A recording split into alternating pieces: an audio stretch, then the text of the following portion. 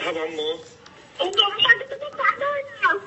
الو مرحبا. بتوقع علينا الدبابة جنبي. انتوا متخبيين؟ بالسيارة احنا جنبينا الدبابة. انتوا جوا السيارة؟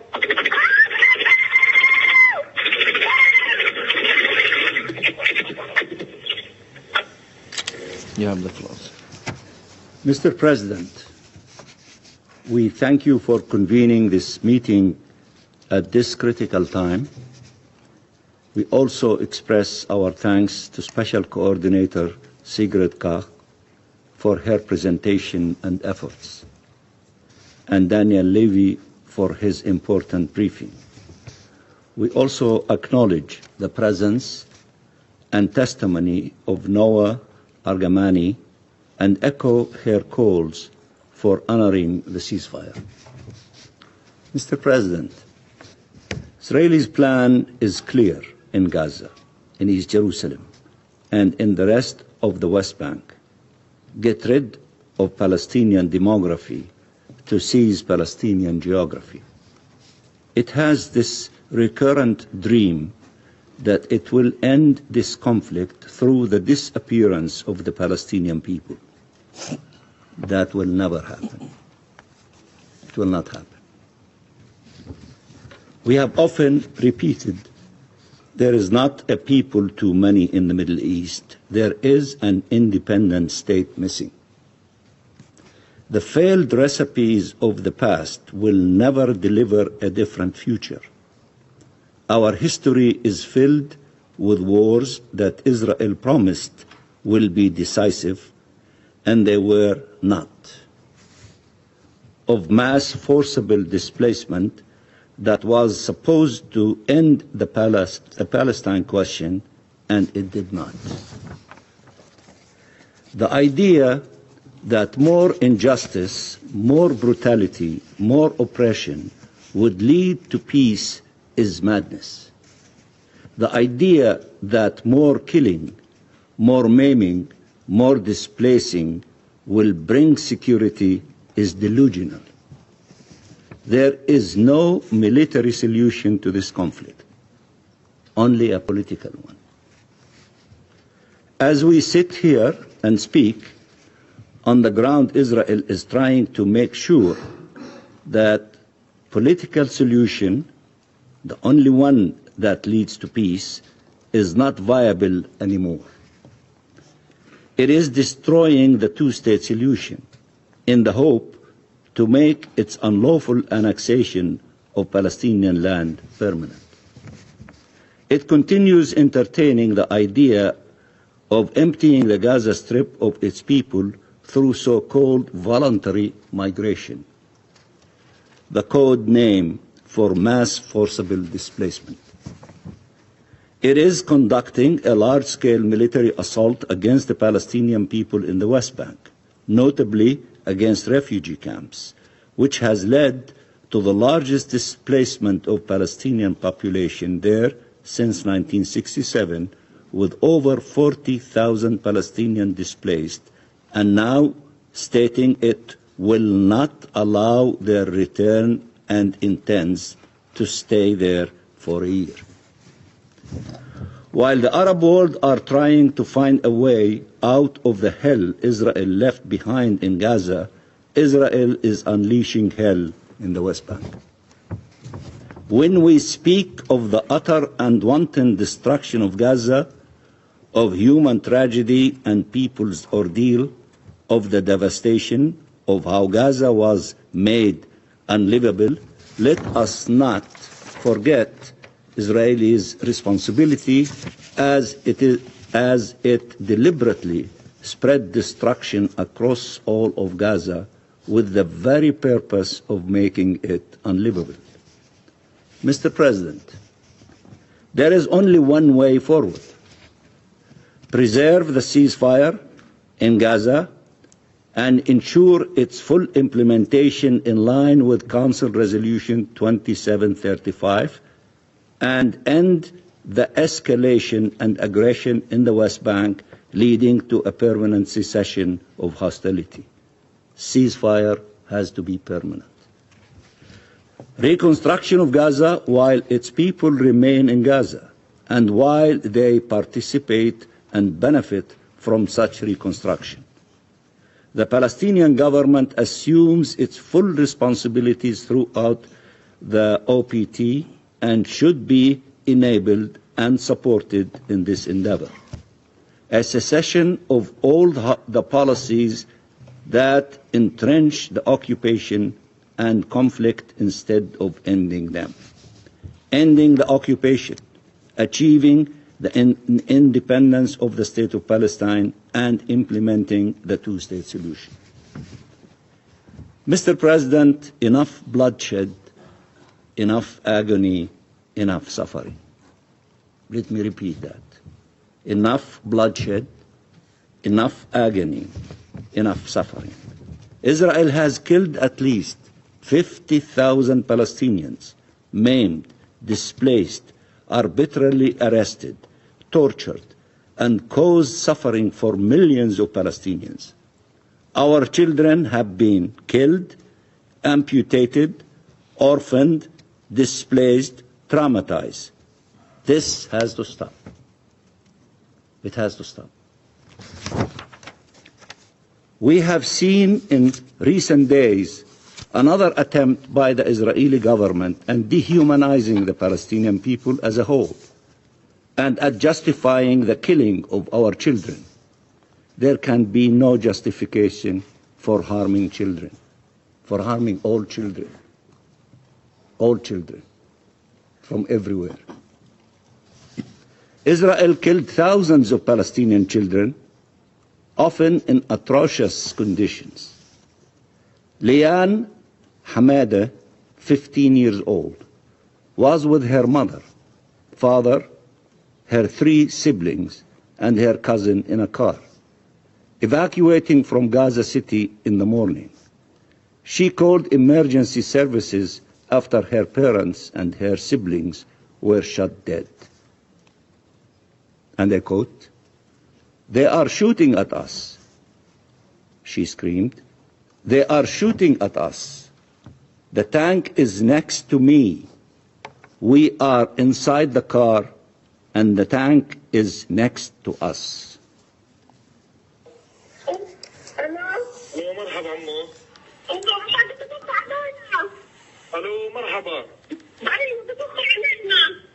الدبابة جنبي. انتوا متخبيين؟ في السيارة احنا جنبينا الدبابة. انتوا جوا السيارة؟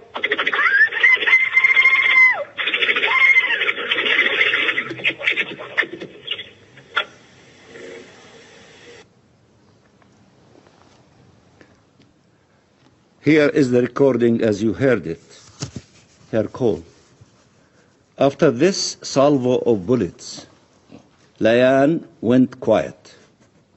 A few moments later, her 6-year-old cousin, Hind Rajab, picked up the phone. Let me show you her picture.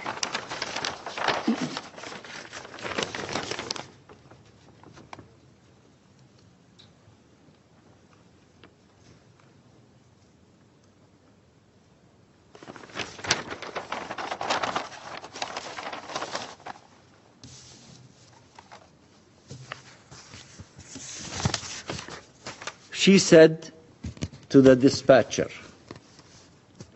"They are dead. I am in the car. The tank is next to me. It is moving. It is very, very close and moving.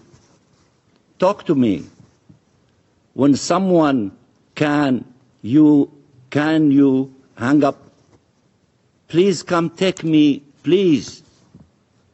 It's almost night. The night is approaching. I am scared.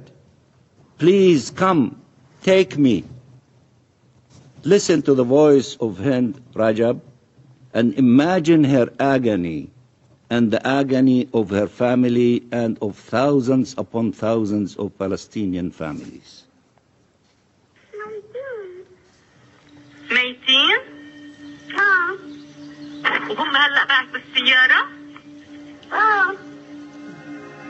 هذه جنبية. الدبابة وين؟ جنبية. دبابة جنبكم؟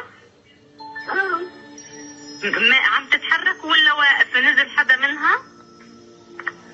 هي بتتحرك. تتحرك؟ طيب هي بتتحرك جنب السيارة ولا هي جاية من ورا السيارة أو من قدام السيارة؟ من قدام السيارة. هي جاية عليكي من قدام السيارة الدبابة؟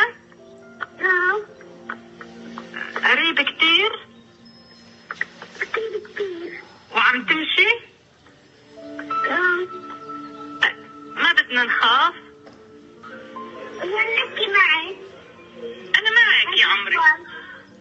أنا معك. أنا معك ليجي حدا ياخدك، ما بدي أسيبك لحالك. لما يجي حدا بتفصل طيب؟ إيه؟ لما يجي حدا يكون هي بتفصلي. لا أنا بدني معاكي. I will stay with you to make sure you're okay. إيش يا عمري؟ Stay with me, stay with me. Oh, sweetheart, I'm here with you. I will not leave you alone.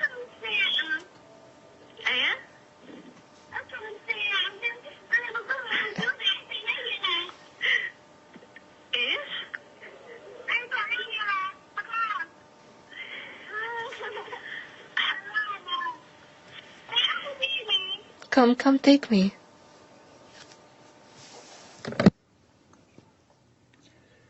The dispatcher stayed on the phone with her, trying to reassure her, God will protect us, playing counting games. The Palestinian Red Crescent sent an ambulance with 2 emergency respondents, Yusuf Zino and Ahmed Al-Madhoun, to rescue her. They never made it.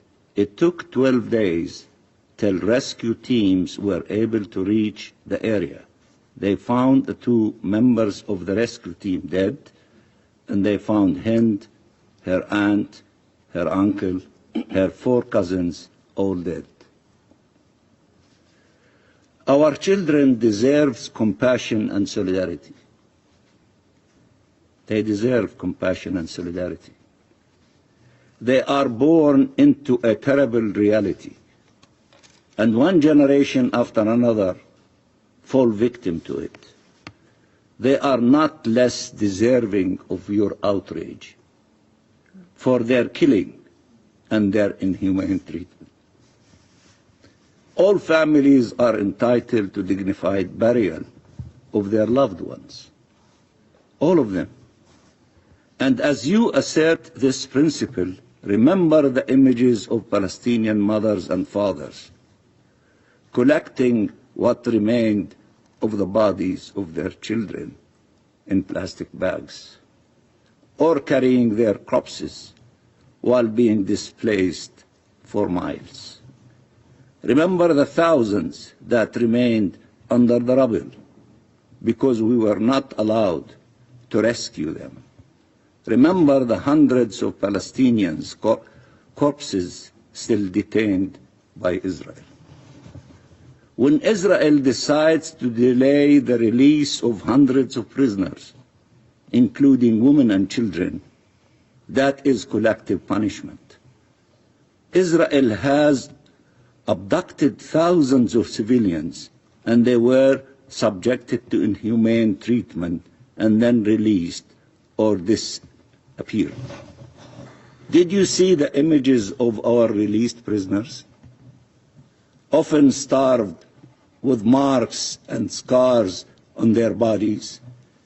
Did you know Israel subjected them to beating before their release, or to humiliating and degrading treatment, and makes them wear clothes with provocative slogans on them and film them? Or these images never made it to you? Have you seen them? I'm sure you did.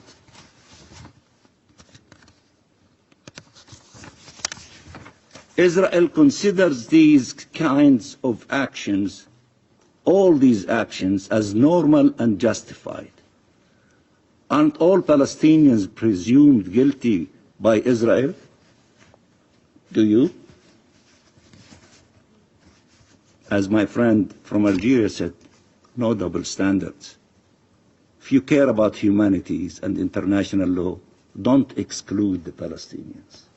Be fair. Deal with everyone, especially the children. Be fair.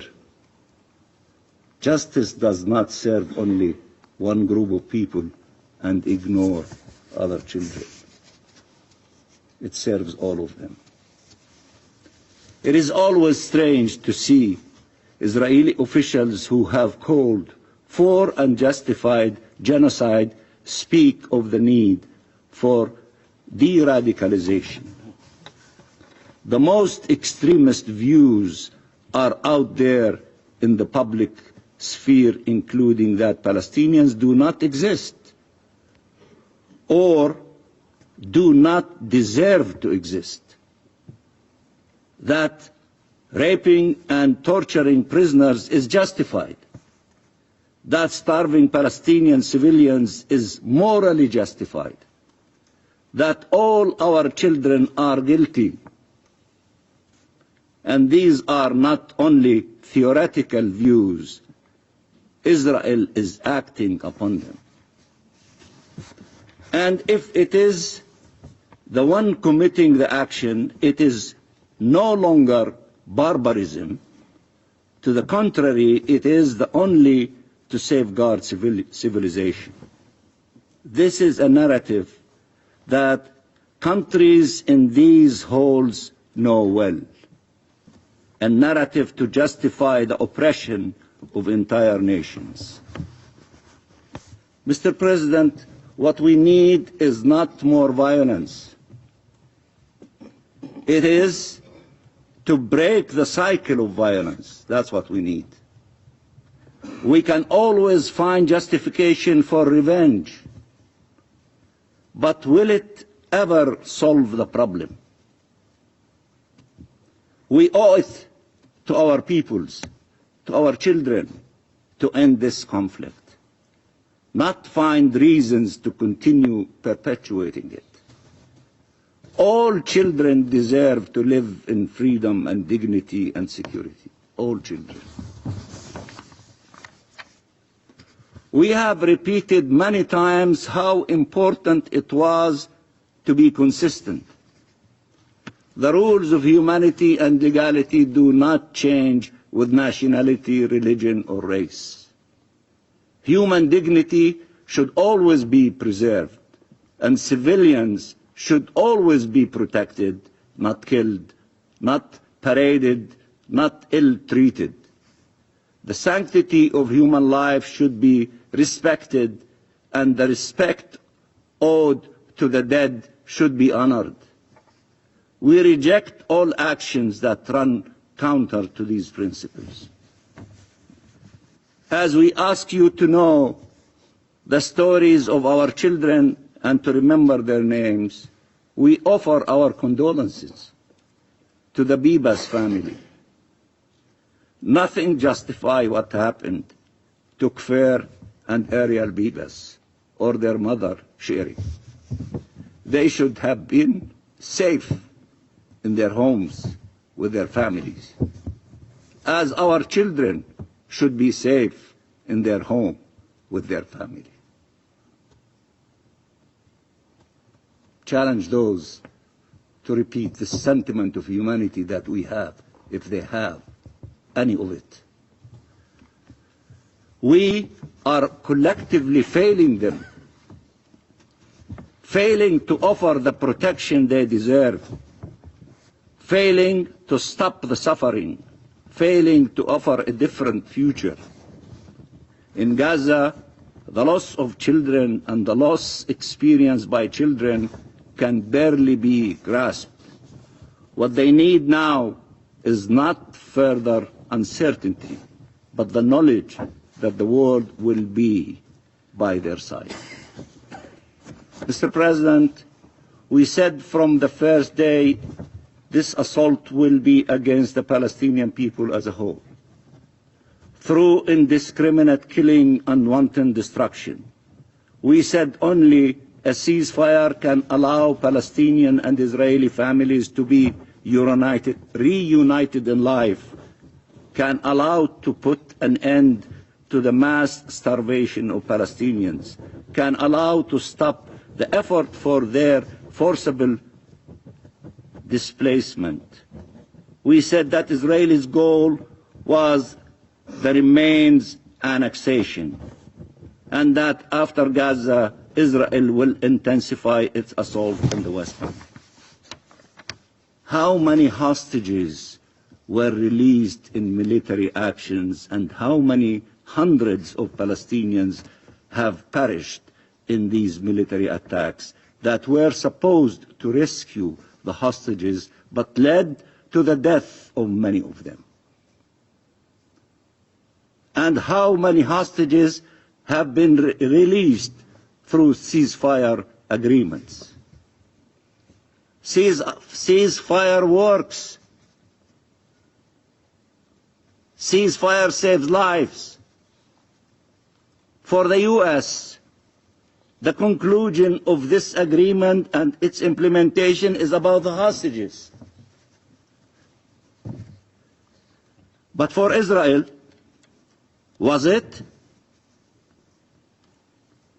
The next few days yet again test its true priorities. Will they destroy the ceasefire and resume fighting? Or will all of you, will all of us make the ceasefire permanent to save lives? Mr. President, the fate of our people is not to be killed and be displaced and be occupied and oppressed. No people would accept such a fate. Help us to demonstrate to our people that there is a peaceful path that leads to freedom and justice and peace. Palestinians and Israelis are not destined to be eternally at war. Peace is possible. Peace is possible. And after all this suffering, peace is indispensable. It is indispensable. It is imperative. We need it. Blessed are the peacemakers, for they shall be called children of God. Thank you. I thank the permanent observer of the Observer State of Palestine for his statement, and I'll give the floor to the representative of Israel. Thank you, Mr. President. And thank you, Special Coordinator Kach, for your briefing. Today marks a historic and deeply emotional moment. For the first time, a freed hostage has shared her story before this Council. Noa Argamani is not just a witness or a victim of Hamas's cruelty. She is a survivor. With unimaginable bravery and dignity, she has endured the unthinkable and emerged to speak for those who still cannot. Noa, we are honored by your presence, and we are praying every day for the safe return of your partner, Avinatan Or, and the 62 other hostages who remain in captivity. Noa, we thank you. We thank you for your courage, for your voice, and for speaking here today for those who cannot. But Noa should not have to be here today. She should not have to relive her trauma before this Council, nor should she have to remind the world of what Hamas is. And yet, here she is, because for months, so many around the world and on this Council have chosen to look away. Colleagues, it is time to finally pass a resolution here in this room to unequivocally condemn Hamas and designate it as a terrorist organization. It should have happened 16 months ago. I appreciated your words, Mr. Mansour, about the Bibas family, but still, you are not capable of saying the word Hamas in your speeches. You are ignoring it. In order to move forward, you have to acknowledge that Hamas will not be part of the equation. If they will be there, all your wishes will be lost. After Noah's testimony, I'm not sure how anyone in this room could possibly object to such a resolution. We have heard many times in this chamber doubts raised about our determination efforts. I am sure we will hear it again. However, there is no longer any need to justify why Hamas must be eradicated. The truth is undeniable. Hamas is a terrorist organization that slaughters, tortures, and kidnaps civilians. So Israel will continue to act. We will not be deterred. We will eliminate Hamas. Believe me when I say it. We will bring our people home, and we will secure the safety and future of Israel. Today, when you look at Noah sitting here in this chamber, remember the story behind the face you saw on that motorcycle. Remember the months she spent hidden from the world. Remember Yossi Sharabi and Itai Svirsky, who died beside her. Remember Avinatan Or, who still waits in the dark to be brought into the light. This is not simply Noah's story. It is a story of every hostage and every family shattered by Hamas's terror. It is a story that will not end until each one of them is back home.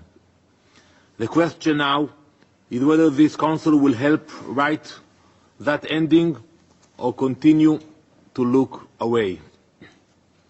For months, Hamas has psychologically tortured and toyed with families desperate for answers. They have released hostage lists at last possible moment, forcing families into a cycle of unbearable uncertainty. They refuse to provide the Red Cross with access to the captives, leaving parents to go to sleep each night not knowing whether their children are dead or alive. And worst of all, they have played with the hostages themselves. You have heard, Noah, forcing them into their despicable theater of cruelty. Every time hostages are released, Hamas stages a sickening and vile ceremony designed to prolong the suffering of those still held captive.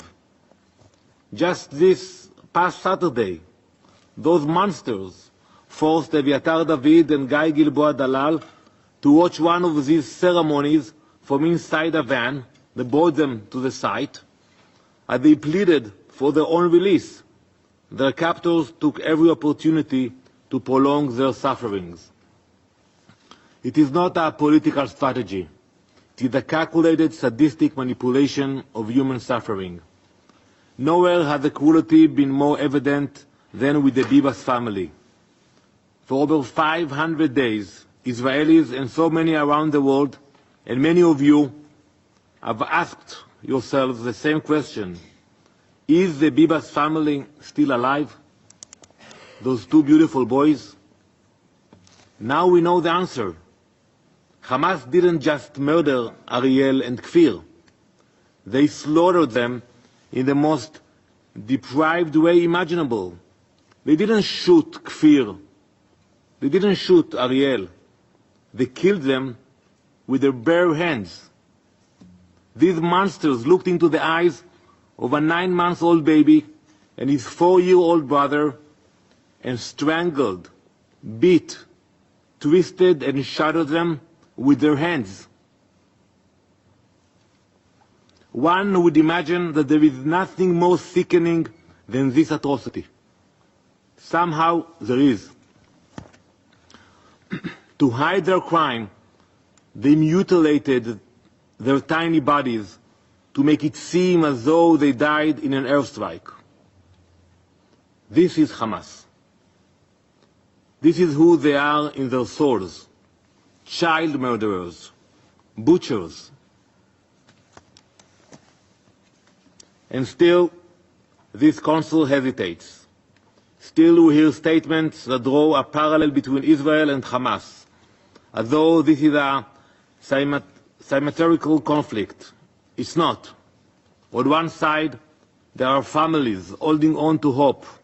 On the other side, there is an organization that murders infants and holds onto their bodies until it serves a political and propaganda purpose. Believe me, no matter what happens, our commitment to freeing all the hostages and completely eradicating Hamas is unshakable. We have heard endless discussions about humanitarian efforts in Gaza. You are all aware of the thousands of trucks entering Gaza every week, thousands, delivering aid.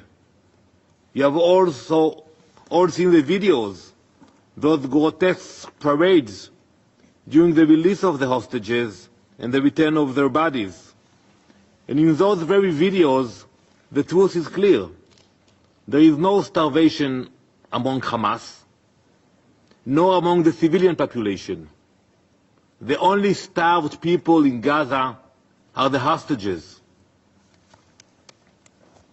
We have seen their emaciated faces, their frail bodies, the undeniable evidence of months of deprivation. However, unimaginable suffering is clearly not worth the time of many on this Council. Mr. President, tomorrow we will bury the bodies of Ariel, Kfir and Shiri Bibas. Yarden Bibas' family is gone. The nation of Israel will come to a stop. We will escort the bodies of Ariel, Kfir and Shiri to their final resting places. For months, Yarden endured unimaginable agony, unsure if his wife and children were alive, all while suffering in Hamas's hands. Now, thanks God, he is back in Israel, but his torment continues. Instead of captivity, he faces an unbearable silence. Where his wife and children should be, there is nothing. Hamas has lost any right or chance to be involved in the future of Gaza. The world has seen, through the story of Noah Argamani, the stories of Kfir and Ariel Bivas, and the stories of countless others, the extent of their cruelty.